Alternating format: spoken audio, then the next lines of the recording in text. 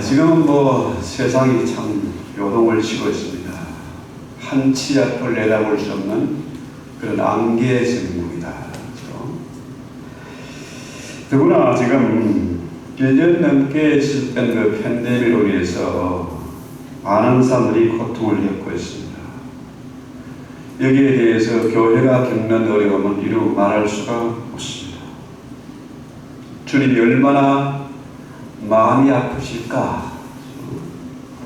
목사인 저의 마음도 참 답답한데 주님의 마음이 얼마나 아프실까? 그렇죠? 자, 모두들 위기를 말합니다. 가정의 위기를. 그렇죠? 사람들이 돈의 노예가 돼서 옛날에는 참 남자 혼자 벌어서 가족을 부양하고 부모님도 모시고 살았습니다. 지금은 이렇게 과학 문명이 발달하고 풍요로운 시대에 혼자 벌어서 생활이 안 돼. 그러니까 남자가 무능하다고 쫓아버리고 애들은 부모를 우습게 여기고 이 좌파의 교육은 그런 식으로 흘러가고 있습니다. 교회를 먼저 부수고 가정을 부수는 거예요. 더구나 국가와 경제 이런 것도 엄청 위기죠. 한국을 비롯해서 미국도 역시 뭡니까? 국가 정체성의 위기, 자유민주주의 근본이 흔들리고 있습니다. 중공이라는 이 거대한 나라, 이 공산주의 국가가 그 숫자로 밀어붙이는데 미국이 정신을 차리지 않으면, 교회가 깨어나지 않으면 방법이 없습니다. 그렇죠? 자, 이런 때에 우리는 어떻게 대처를 해야 될까요? 이 위기를 어떻게 해결해 나갈 수 있을까요? 여기에 대한 분명한 해답, 유일한 해답이 성경에 있습니다. 바로 유월절이죠. 유월절은 너무나 소중한 것이기 때문에 반복 또 반복해서 강조하고 가르쳐야 됩니다. 그래도 조금도 부족함이 없어요. 그런데 이 현대 교회가 놀랍게도 유월절을 무시하고 있습니다. 소홀히 하고 있어요. 오히려 이단들이 유월절 어린 양에 대해서 아주 열심히 가르치고 전파하고 있거든요. 왜 그럴까요? 신명기에는 이 반복의 중요성이 나옵니다. 신명기 6장 6절, 제가 늘 말씀드립니다만 예배 시간에 꼭 참 성경을 앞에 놓고 말씀을 묵상하십시오. 왜냐하면 목사가 헛소리하면 안 되니까 참인지 거짓인지 잘 살펴야 됩니다. 신명기 6장 6절에 오늘 내가 내게 명하는 이 말씀을 너는 마음에 새기고 내 자녀에게 부지런히 가르치며 집에 앉았을 때든지 길을 갈 때든지 누워있을 때든지 일어날 때든지 이 말씀을 강론할 것이며 너는 또 그것을 내 손목에 매어 기호를 삼으며 내 미간에 붙여 표로 삼고 또 내 집 문설주와 바깥문에 기록할지니라. 계속해서 반복 또 반복해서 부지런히 가르치라는 거예요. 애들 공부하라고 잔소리하지 말고 이거 하면 되는 겁니다. 그렇죠? 애들이 툭하면 머리띠리 하고 필승하고 다이어트 한다고 난리 부리는데 사실은 이게 가장 중요해요. 그렇죠? 그러니까 이 부지런히 가르치라 이 말은 이 날이 시퍼렇게 서도록 아주 샤프하게, 이게 성경의 원문에서 그래서 나오는 말입니다. 샤프하다. 날이 시퍼렇게 서라고. 그렇죠? 왜? 세상이 하도 험악하기 때문에 하나님의 말씀의 근무로 무장하지 않으면 넘어질 수밖에 없다. 전쟁이 사람을 용사로, 전사로 만드는 겁니다. 지금 우리가 유람선 타고 있는 게 아니고 교회에서 무슨 친교 클럽이 아니고요. 교회는 전투환입니다. 전투하는 교회예요. 그래서 전사가 돼야 돼요. 세상에 어떤 건세와 어떤 힘이 도전해 와도 우리는 무너지지 않는 날성금, 이 말씀이 있어야 된다는 얘기죠. 그래서 어떤 분은 이런 얘기를 했습니다. 6월절 어린 양이 없는 설교는 모터가 없는 자동차와 같다. 엔진이나 모터가 없으면 자동차가 갈 수 없잖아요. 모터가 없으면 시동 자체가 걸리지 않습니다. 그죠? 네. 자, 왜냐하면 이 신앙의 기준점이 바로 6월절이라는 거죠. 애굽의 10가지 재앙이 내렸을 때에 뭡니까? 어린 양을 잡아서 자오인방 문설주에 바르고 그 집안에 들어있는 그 가정은, 그 식구들은 재앙이 패스오버했다는 거죠. 그러니까 이 6월절이 우리의 신앙, 이 캐논, 이 기준이 되어야 됩니다. 뭐 제식 훈련하면은 기준 하면은 그 기준을 중심으로 사열 종대, 뭐 이열 행대 이렇게 딱 쓰지 않습니까? 그죠? 딱 맞춰서 쓰는 거죠. 제가 고등부 파트를 맡아서 아이를 가르칠 때 그때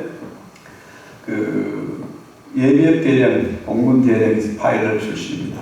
일반 비행기 조종사보다도요, 전투기 조종사의 파일럿은 대단한 분들입니다. 초음속으로 비행기가 날아가잖아요. 그러니까 뭐 빙빙 돌고 뭐 극감을 하고 뭐 난리를 부립니다. 그만큼 고성능이잖아요. 근데 이분이 이제 편대장이 돼가지고 부하들을 끌고 이제 비행을 하는데, 야간에 비행을 할 때는요, 하늘의 별인지 바다에 오징어, 동해에 오징어 잡이들이 많으니까 이게 하늘인지 땅인지 모르는 거예요. 그러면 어떻게 해요? 비행기가 추락하는 거죠. 네. 이 기준이 없으면요, 애매모호하고 혼란스럽습니다. 맨날 빙글빙글 돌고 헤매게 되는 거죠. 그러니까 6월절이 우리 신앙의 기준점이 됩니다. 우리 몸속에 우리 6월절 어린 양이신 예수의 피가 흘러야, 그래야 우리가 뭡니까? 어떤 가난과 질병과 저주와 유혹과 공격이 있어도 이것을 넉넉히 극복해 나갈 수가 있다는 거죠. 자, 우리 몸에 피가 더러워지면은, 피와 혈관이 막히고 더러워지면은 모든 질병이 시작이 났습니까? 네. 여러분, 투석하는 분들 만나보면요, 정말 그 고통이, 불편함이 이루 말할 수가 없어요. 일주일에 2-3번씩 그 병원에 가서 피를 완전히 그런 기계로, 인공적으로 흘러내는, 불순물을 흘러내는 거죠.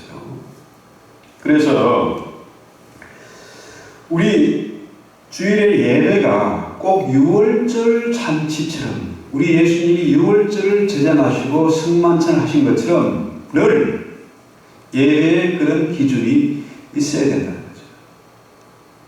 우리의 더러워진 피가 깨끗해지는, 투석을 하는 그런 시간이 되겠다. 왜? 이거 안 하면 죽음이라는 거죠. 영혼이 병들고 영혼이 죽어갑니다. 그런데도 본인이 몰라. 심각한 문제 아닙니까? 내 영혼이 병들었다, 내 영혼이 죽어간다, 이걸 모르는 거예요.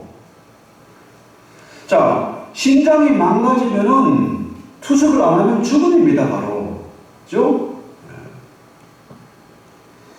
자, 오늘날 이 이민교회의 현실이 참 어려운 문제가 뭐냐면은, 하도 사람들이 인심이 사납고 영악해서요, 목회자들이 생활이 안 돼. 대부분 일부 대형 교회 외에는 생활 보장이 안 돼. 그러니까 목회에 전념하지 못하고 자학을 가지고 비즈니스를 하다 보니까 어떻게 해요? 교회 예배에 은혜가 없어. 은혜가 없으니까 교회가 시끄럽고 갈라지고 난리 아닙니까? 이게 악순환이 계속 반복되는 거예요. 자, 지금 교회마다 시끄럽고 분열하고 상처가 아픈 분이 있는데요. 이게 뭐냐? 교회 6월절 예배, 6월절 잔치 이게 없는 거예요. 자, 히스기야 왕 당시가 바로 그러했거든요. 솔로몬 이후로 6월절을 제대로 지킨 적이 없었어요. 솔로몬이 성전을 봉헌하고 하늘이 열리고 하나님께서 얼마나 솔로몬과 이스라엘을 축복하셨습니까? 아주 태평성도 이루어지고 이전에도 이후에도 없을 만큼 대단한 부귀와 영화를 누리게 됐지 않습니까? 자, 그런데 6월절을 지키지 않으니까 어떻게 돼요? 나라가 둘로 남쪽과 북쪽으로 갈라지게 돼요.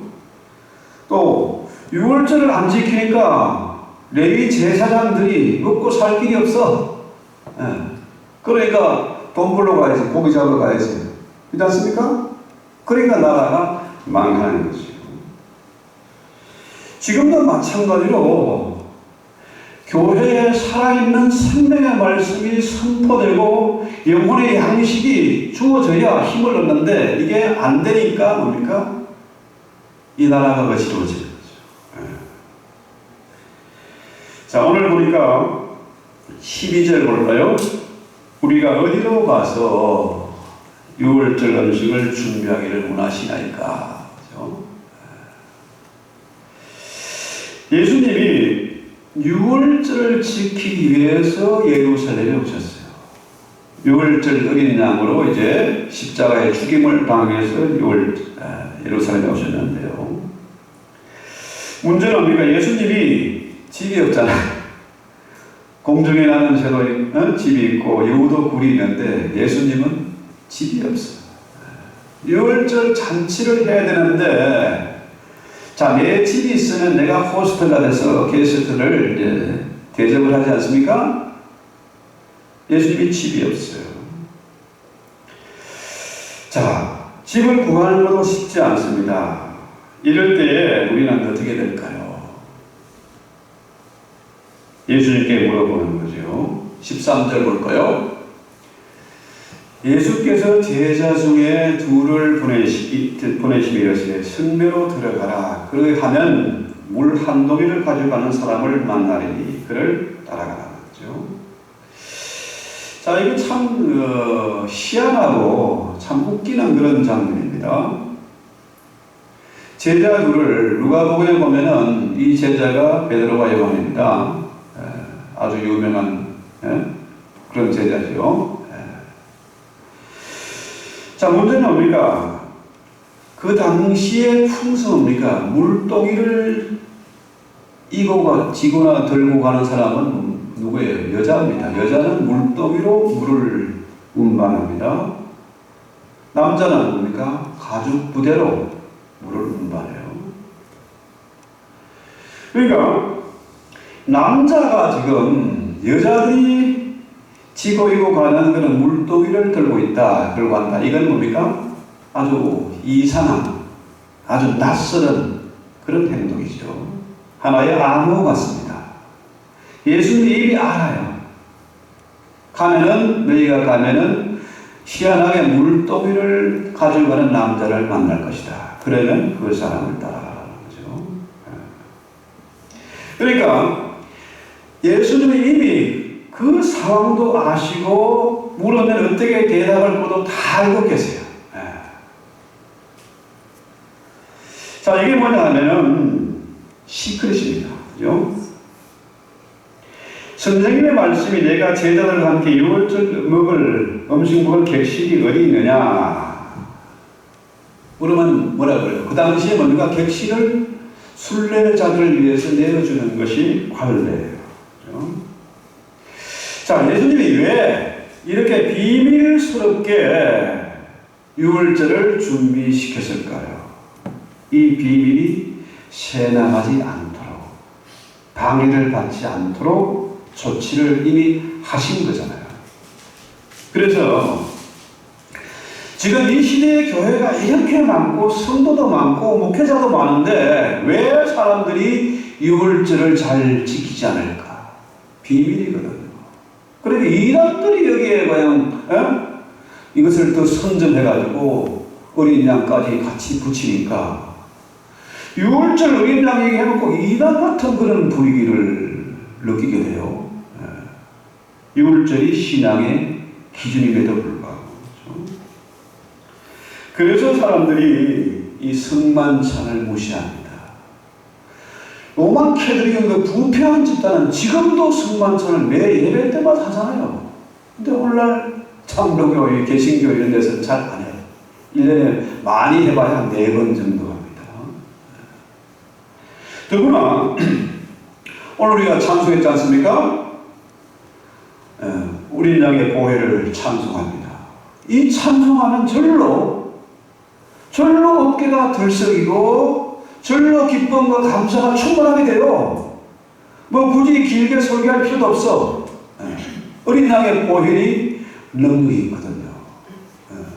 주의 보혈이 능력이 있습니다. 그런데 교회마다 이 십자가 보혈에 관한 찬송을 잘 안 해. 그러니까 능력이 사라지는 거예요. 성만찬을 무시하는 거예요. 왜? 이것은 비밀이거든요. 자, 이 어린 양의 피를 그 문설주, 문의 좌우 기둥이죠. 임방이라는 걸 위를 임방이라고 합니다. 기둥이 2개 있고 이제 가로지르는 걸 임방이라고 하죠. 그게 바르라는 거죠. 그 보혈을, 어린 양의 피를 아무데나 현관에 땅바닥에 뿌리지 말고 발라라는 겁니다. 어린 양의 피가 그만큼 귀한 거예요. 예수님이 유월절 어린 양이잖아요. 그 피를 사람들이 함부로 더럽게 막 밟고 하지 말라는 거죠.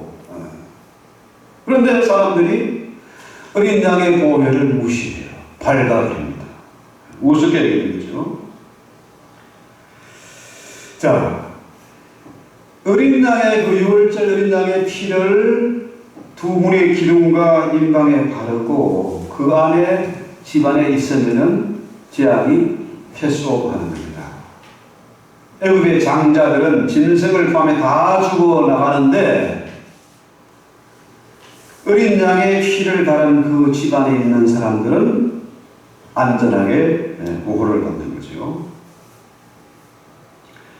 그래서 출애굽기 12장 13절에도 내가 피를 볼 때에 너희를 넘어가리니 재앙이 너희에게 내려 면하지 아니하리라. 그렇습니다. 구원이라는 게요, 내가 뭐 열심히 교회 봉사하고 헌금하고 충성하고 뭐 선교하고 한다고 구원 얻는 게 아닙니다. 무엇으로요? 어린 양의 보혈로, 은혜로 구원을 얻는 거죠. 선행이 아니라 하나님의 그 선물, 어린 양의 피로 구원을 얻는 겁니다. 뿐만 아니라 유월절 어린 양은 어떻게 해요? 그 피만 바르는 게 아니고 그 양고기를 다 먹는 겁니다. 먹어야 돼요. 자, 유월절 양을 왜 먹습니까? 먹는 것은 순종을 의미하거든요. 이 말씀이죠, 말씀. 우리 예수님이 생명의 빵으로 이 땅에 오셨잖아요. 말씀을 듣기만 하는 것이 아니고 그 말씀을 먹어야 된다. 그렇죠? 그 말씀, 실제로 두루마기에 그 말씀을 입에 넣고 창자에 넣고 씹었더니 어떻게 해요? 그 달기가 꿀소리 같다 그러잖아요. 말씀이 너무나 단 거예요. 말씀을 실제로 먹는다는 거죠.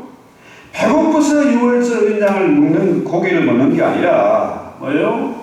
예수님의 어린 양의 보혈을 기념하고 또 세상에 그 힘과 지혜와 능력으로 사는 것이 아니라 하나님의 일선한 모든 말씀으로 사는 존재이기 때문에 말씀을 먹는다는 상징입니다.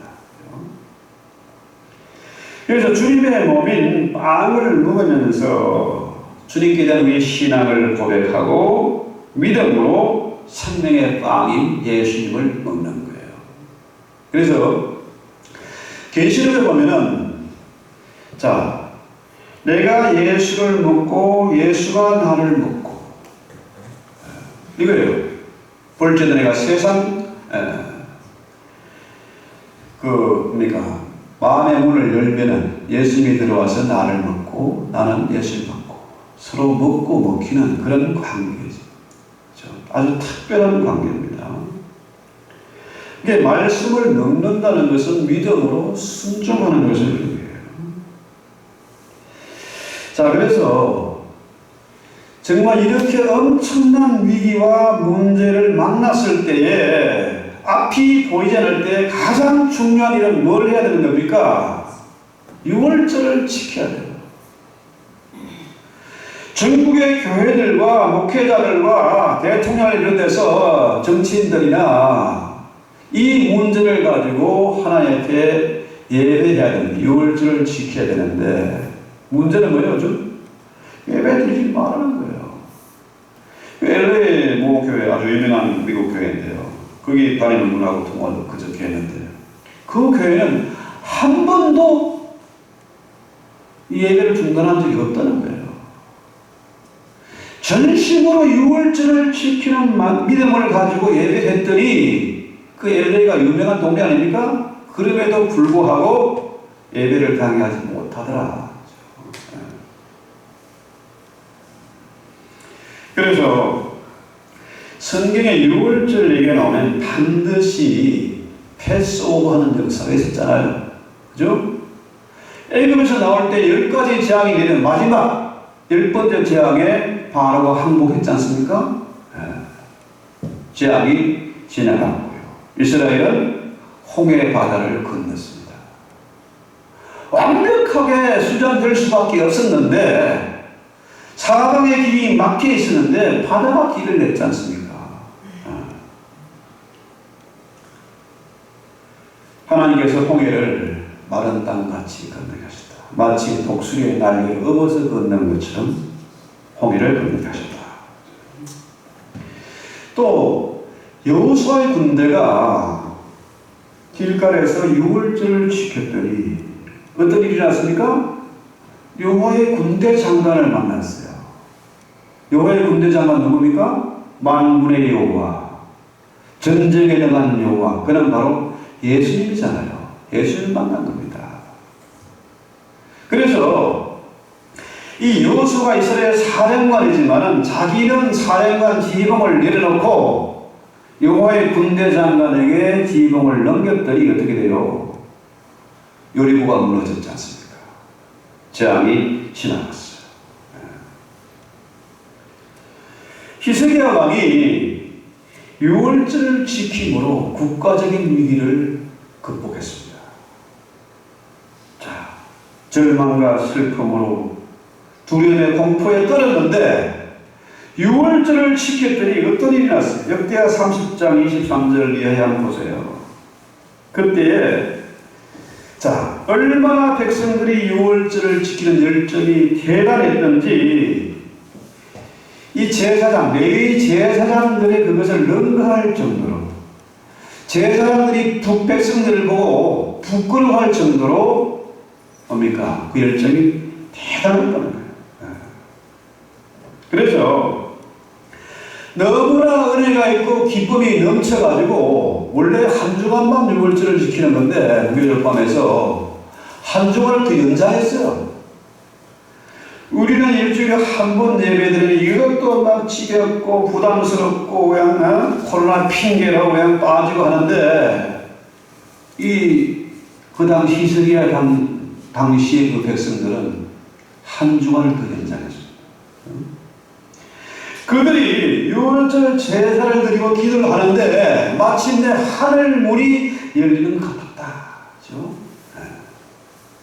그때 사람들이 얼마나 헌금을 많이 가져오고 재물을 가져왔는지 나라가 전쟁 위기가 나면 어떻게 해요?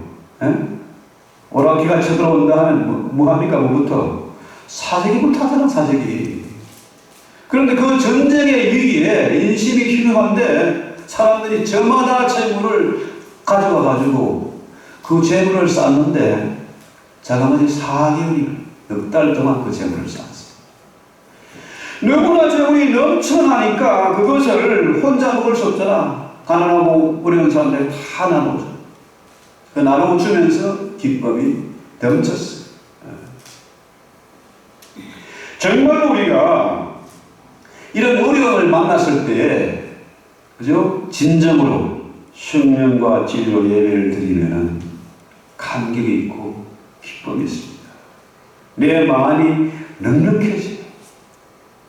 세상 어떤 환난과 이가 닥쳐도 세상이 줄 수도 뺏어갈 수 없는 그런 평안이 있다는 겁니다. 그 시애틀에 잠 못 이루는 밤 이런 거 아니잖아요. 밤이 무서워 이런 거 아니지 않습니까? 유월절을 지키며 내 안에 예수의 피가 흐르면은 그런 평안과 기쁨을 누리게 된다. 교회는 뭐 하는 곳입니까? 교회는요, 나눔의 공동체. 내 가진 재능과 시간과 물질을 나누는 겁니다. 초대교회 성도들은 뭡니까? 사람마다 서로 떡을 떼며 나누면서 감사와 기쁨이 넘쳤잖아요. 사람들마다 내거 중심으로 내거 하는데 이 교회는 사랑이 있어가지고 주고 또 주고 그래도 넘치고 하니까 정말 희한하다. 나도 저 교회 가고 싶다 이래가지고 교회가 로마를 무너뜨린 거 아닙니까? 자, 예수님이 유월절을 지키러 예루살렘에 오셨습니다. 제자들과 함께 유월절을 지켰어요. 그 뒤에 바로 뭐가 나옵니까? 가룟 유다가 예수님 배신하고 그 얘기 나오잖아요. 그런데 정말로 예수님이 유월절을 제자들과 함께 최후의 만찬했지 않습니까? 그죠? 그 다음에 어떤 일이 있었어요? 죽음을 통과했지 않습니까? 지옥의 문을 부수었지 않습니까? 그 어린 양의 보혈의 피의 능력으로 하늘 보좌 우편에 올라가셨잖아요. 그래서요, 유월절을 지키고 어린 양의 피를 바르고 양고기를 먹는 사람들, 이런 사람들은 죽음을 패소합니다. 죽음이 두렵지 않습니다.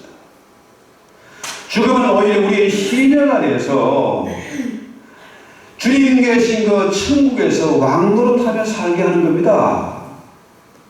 겁날 거 하나도 없는 거죠.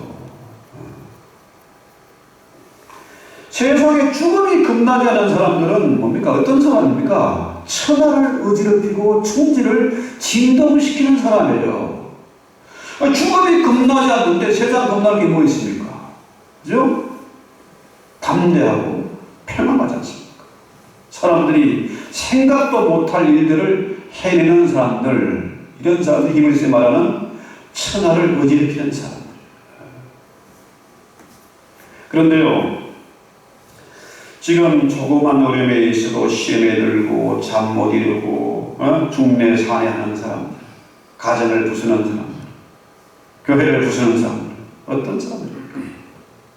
유월절을 지키지 않는 사람들, 그 안에 예수의 피가 없는 사람들이죠. 그래서 이런 사람들은 뭐예요? 삶의 의미가 없어. 절망이야, 절망. 생이 무의미하고 절망 때문에 극단적으로 스스로 목숨을 끊는 사람들이거든. 이런 사람들은 문제의 원인을 밖에서 찾습니다. 저 왼수 때문에, 저 무능한 남편 때문에, 저 왼수 같은 자식 때문에.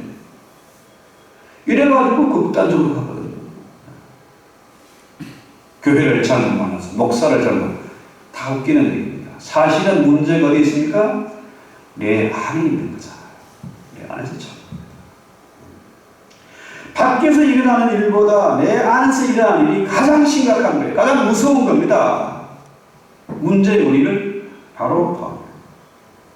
그래서 신앙에서 밖에서 일어나는 일보다 내 안에서 일어나는 일이 더 중요하고, 나에게 일어난 일보다 사실은 성경에 일어난 일이 더 중요하다. 그죠? 유월절은 분명히 예수님이 친히 제정하신 것이고, 또 애굽에서 10가지 재앙을 통해서 뭡니까? 재앙이 계속한 거예요. 이거 중요한 것입니다. 이것을 잃어버리면 안 돼요. 자, 그래서 우리가 어떤 형편에 처하든지 무슨 일을 하든지 내 행위로 구원하는 것이 아니고 유월절 어린 양의 피로 구원하는 거죠. 그래서 우리는 율법에 매여서 남을 정죄하고 판단하고 따돌리고 이렇게 사는 것이 아니라, 그러니까 우리는 은혜로 사는 것입니다. 요즘 재앙이 밀려왔습니다. 엄청난 팬데믹의 공포가 사람들을 웅크리게 만들고 여행도 못 가고 사람 만나는 것도 겁나고 마스크를 2중 3중으로 하고 거리를 두자고 악수를 해야 되는데 주먹을 내밀지. 참 희한한 세상이잖아요. 사망에서 죽음이 우리 문턱까지 왔지 않습니까? 이제는 몰랐는데 아는 사람들이 수도 없이 병원에 입원하고 장례식을 치르고 하지 않습니까? 이럴 때 우리는 어떻게 해야 될까요? 유월절을 지키는 거죠. 자, 성경에 있는 모든 예언의 말씀들이 다 이루어졌어요. 예수님이 이 땅에 오신다는 약속은 이미 2000년 전에 이루어졌고, 그가 부활하실 것도 이미 이루어졌고, 그죠? 십자가에서 부활하신 게 이루어졌고, 마지막 남은 건 뭐예요? 예수님의 재림만 남았어요. 자, 유월절과 재림은 이단들만 얘기하는 게 아닙니다. 저는 지금까지 장로교 목사로서 조금도 후회갖고 자랑스럽게 이고 살아왔습니다. 지금까지 그렇게 목회해왔어요. 그런데 장로교의 가장 큰 맹점이 뭐냐? 이거를 등한시하고 있다는 거예요. 예수의 재림에 대해서, 유월절에 대해서 너무 무지하다. 그래서요, 예수님이 언제 오십니까? 유월절에 오십니다. 그 말은 바꾸고 말하면 뭘까요? 예수의 재림 우리가 예배할 때라는 거지. 그죠? 세상 사람들은 어둠의 자식이니까 잠자고 있고 우리는 빛의 자녀니까 깨어있는 거고 예배드리는 거죠. 그래서 이 유월절은 어디에서 지킵니까? 예루살렘에서, 요즘 말하면 성전에서, 교회에서 지키는 겁니다. 자, 유월절에는 여행 중에 있더라도 반드시 예루살렘으로 돌아와야 돼요. 성전으로 돌아와야 되는 겁니다. 그렇죠? 언제나 말씀과 교회를 가까이 하고 신앙의 기준, 이 중심이 있어야 됩니다. 이 성전은 하나님의 이름을 두신 곳이고 이곳에서 어린 양의 보혈을 찬송하고 그 찬송이 향기로워서 죽음의 권세가 감히 어쩌지를 못하는 거죠. 6월절은 여호와의 절기고 잔치날 이 페스티벌 아닙니까? 그래서 찬송과 기도의 향기 가운데 우리는 6월절 어린 양을 먹습니다. 바로 말씀을 먹는 거죠. 우리는 성경을 믿어야 돼요. 저는 무식해서요, 성경을 100% 통째로 믿습니다. 이 은혜를 제가 목사가 되고 나서 나름대로 장로교 목사로 폼 잡다가 대치동에서 개척을 하고 4년 동안 너무너무 괴로워서 힘들어서 낙심이 돼가지고 그래도 목회는 혼자 그만둘 수 없고 내 마음대로 안 되니까 청계산 기동 꼭대기 4년 동안 매일 올라와서 기도하고 성경 읽고 기도하고 성경 하는 중에 이 말씀이 연결됐습니다. 그때부터 저는 성경의 말씀이 100% 믿어지게 됐어요. 이 믿음은 산을 옮기는 겁니다. 겨자씨만한 믿음만 있어도 산을 옮기는 겁니다. 그래서 우리는 여호와께로 돌아와야 됩니다. 6월절을 지켜야 됩니다. 더 이상 코로나 핑계 대지 말고 교회로 돌아와요. 예배의 자리로 돌아와야 됩니다. 한 번 빠지면 핑계거리가 자꾸 생깁니다. 자꾸 생깁니다. 그래서 우리가 열애 있잖아요. 열애. 학교에서 체육 시간에 열애, 군대에서 뭐 사역에 열애, 훈련소에서 열애 하잖아요. 이 유월절을 지키는 데는 열애가 없습니다. 모두가 참여해야 됩니다. 빠지면은 손해야. 이 빠지는 사람은, 열애하는 사람은 큰 사람이 될 수가 없어요. 주님이 기뻐하죠. 반드시 손해를 보게 되는 거죠. 그렇습니다. 지금 이 시대가 먹을 것이 없어서, 마실 것이 없어서 배고프고 목마른 게 아닙니다. 하나님의 말씀이 목마른 거죠. 홍수에 마실 물이 없다고 말씀은 넘쳐나는데, 유튜브마다 넘쳐나는데 뭐예요?